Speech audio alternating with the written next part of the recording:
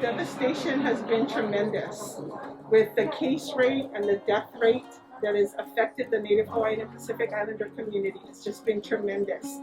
And the funerals, it seems like we're having a funeral every other week because of the devastation that's taken place. Okay. Aloha mai kako, my name is Ualani Ho'opai, and we're here today at Korean Community Services with the Pacific Islander Health Partnership to get our community vaccinated, and we're happy to be here and excited to get the community involved. You know, we see the numbers for the Asian Pacific Islander and the Native Hawaiian Pacific Islander. Our numbers are increasing or were increasing within Orange County and, you know, throughout all the counties in California. We have seen the impact of COVID-19 on the Tongan community. And even in speaking to the faith-based leaders, we've heard that it's about one Pacific Islander, and they have been at funerals 1 per week. In particular, our Marshallese community, when you talk about the different thresholds that were established, you had a 75 to start with and older, and then a 65 and older.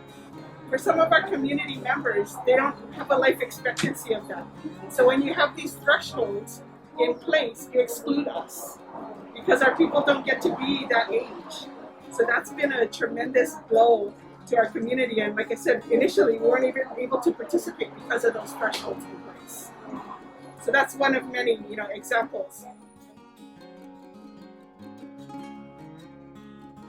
So we are very affectionate. We're very close-knit people, and we thrive on interaction.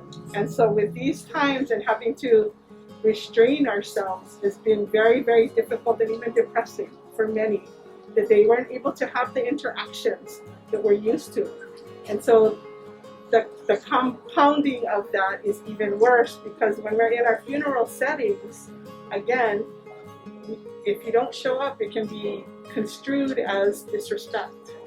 And then you have your funeral services or your gatherings in someone else's home. Right, and it's close-knit, it's enclosed, you have singing going on, and these are things that we can't give up. But you know, it's a detriment in this current pandemic environment. So we've been trying to help and encourage with giving masks, with different hand sanitizers, right? Just different tools, hoping that people will be more encouraged and more willing to participate in the preventive arena. Because we know they're not going to stop completely, because they're not going to give up these practices. So we just want to offer them the tools so that they can continue to do what they're doing.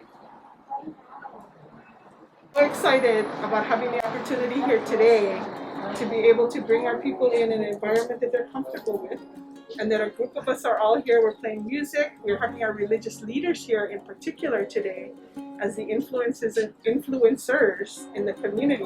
And we wanted to be sure that we presented lei to each of them so that they felt they had the feeling of home when they came in.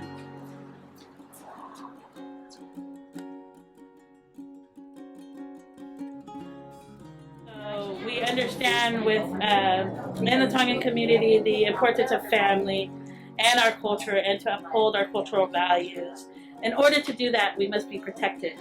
So it is important for us to get vaccinated so we can protect our family and then protect the community, and then eventually go back to Tonga and be fully vaccinated so we are not spreading anything to those back home when the borders open up for us.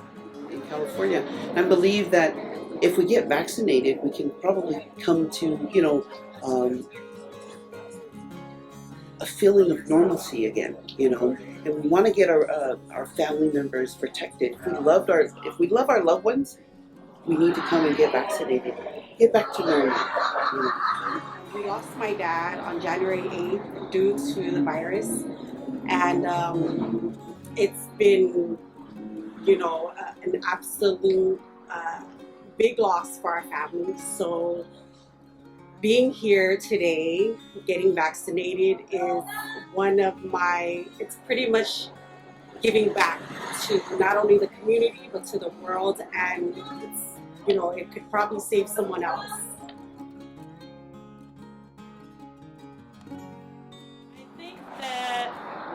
there's always a fear because they want to see someone that they're familiar with, that they trust. And so it's important to share with the community that we all were scared at one point, and it's okay, but there's someone on the other side standing by to help through registration, to help here at the site with checking in, and then to walk them through the process, holding their hands, to say it's okay to get vaccinated together for the betterment of everyone.